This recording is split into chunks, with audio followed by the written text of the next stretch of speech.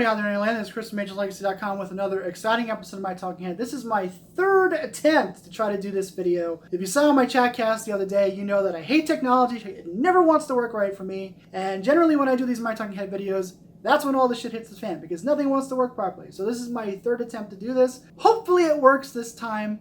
But anyway, we move on. So it's been a little bit of a crazy couple of weeks for Horror Nights, both in terms of leaks on both the Orlando side of things and the Hollywood side of things. I'm not going to address those leaks here. If you saw the chatcast, I don't like to really discuss leaks. I don't like to draw attention to them really. I did talk a little bit about some of the leaks in that video. If you want to go and see that, you can.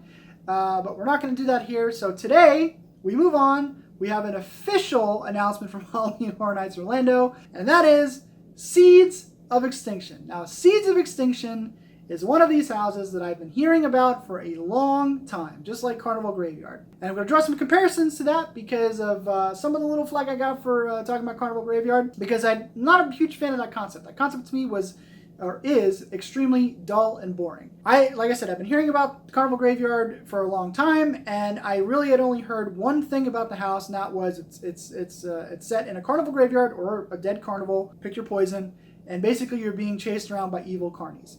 That concept to me was really dull and boring, and I wanted to know more on the blog when it was officially announced what exactly was inside the house, and I really didn't get anything new. So, it didn't really change my opinion about the house itself. Seeds of Extinction was kind of the same thing. Over the course of months, I've been hearing about this house and what exactly was going to be done in this house, what the concept was, things of that nature. And the blog, revealed a little bit more, of what the house was, but not a whole lot. The difference between the two is in the concept. The Carnival Graveyard concept is still very, very dull to me. The Seeds of Extinction concept is a lot more interesting to me.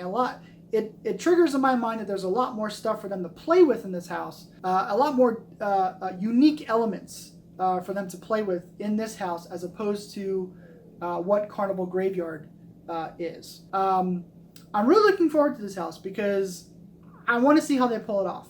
I want to see, this is one of those, okay, how are you going to do this? What exactly are you going to do? How far are you going to take the concept? What do the costumes look like? What do the sets look like? How is all this going to play out? So in that aspect, it's a little bit different than what I was saying before about Carnival Graveyard, where the concept is just very flat. This one is a little bit more unique for me. So I'm more looking forward to this, even though I didn't really get a whole lot about the house. So it's not really about like being surprised or just not being told about stuff. It's more about the concept. The concept is a lot more interesting for Seeds than it is for Carnival.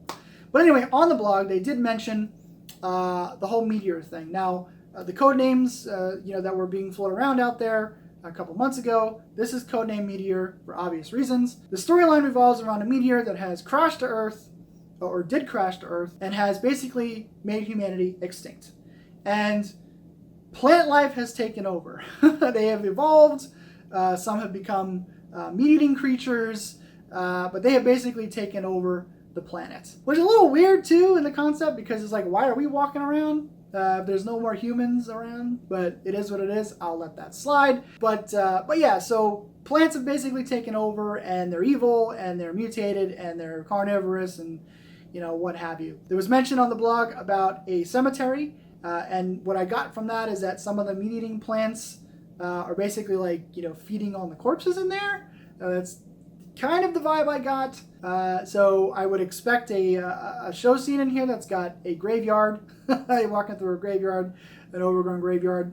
That's just me. All of this concept is an original concept. You can trace this back to a couple of different other works. One of which is there's an H.P. Lovecraft story out there called The Color of Space. And The Color of Space has a couple of similar elements in the story to the house, whereas a meteor, and I believe the story even takes place in like 1982, so, 80s theme. But yeah, so the Lovecraft story involves a meteor that has crashed to Earth, and has basically like infected the local plant life. I believe the town is called Arkham, Massachusetts in the story. I didn't really read the story, a couple months ago. I just kind of skimmed it, you know, or a couple weeks ago. I just kind of skimmed the story. So I'm not really like familiar with the story, but what I gathered was this meteor had crashed and it's basically infected plant life. I don't think that I don't believe there was mutated plant life involved in the story. But it does have the element of the meteor coming down and the plant life being affected. The other one is the obvious one. That is the Creepshow segment with Stephen King. The Lonesome Story of, was it Geordie Verrill? Is that what it's called?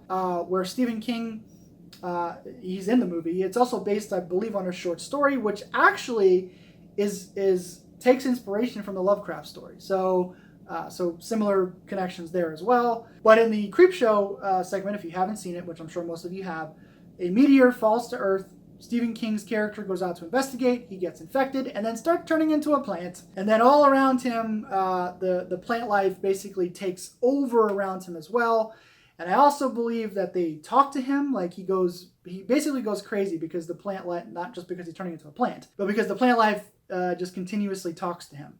And spoiler alert, at the very end, he dies. So similar elements there, not necessarily, you know, direct adaptations or anything like that, but obvious references, you know, I would say. It appears to me somebody might have, you know, taken inspiration from those, but that's just me. But yeah, so similar elements in there. If you haven't seen that segment from Creepshow, if you have Shudder, I believe it's on Shudder.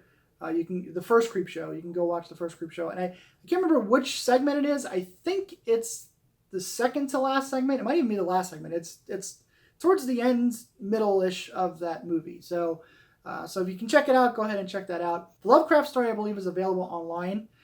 You can, I think some of his works are in public domain, so you can, or not all of his works are in public domain.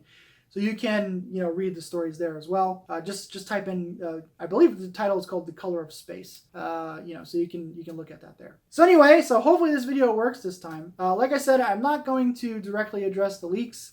I'm going to wait until everything is officially announced before I do my talking heads for certain things.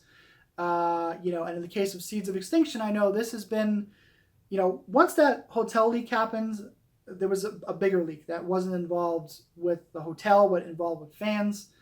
And yes, this was on that leak, so take that with what you will. But I will not officially address those at this time.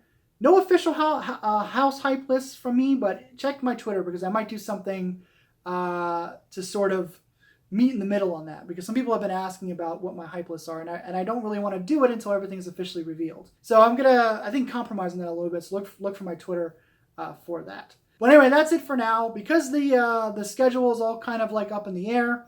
You know, the release schedule, I don't know what's coming at this point anymore or when things are coming. So you know, at least until things are about to happen. So you know, anything can happen. So keep your eyes peeled for the next 3 weeks here for announcements. We could be talking sooner rather than later this week. I don't know. It is what it is. But anyway, guys, that's going to be it for me. So Seeds of Extinction, really looking forward to this house. I really want to see in the new venue, you know, what they do, how they do it. And check out that Lovecraft story, because I want to go back and I want to actually read it, like physically sit down and read it, because I didn't really read it. I just skimmed it.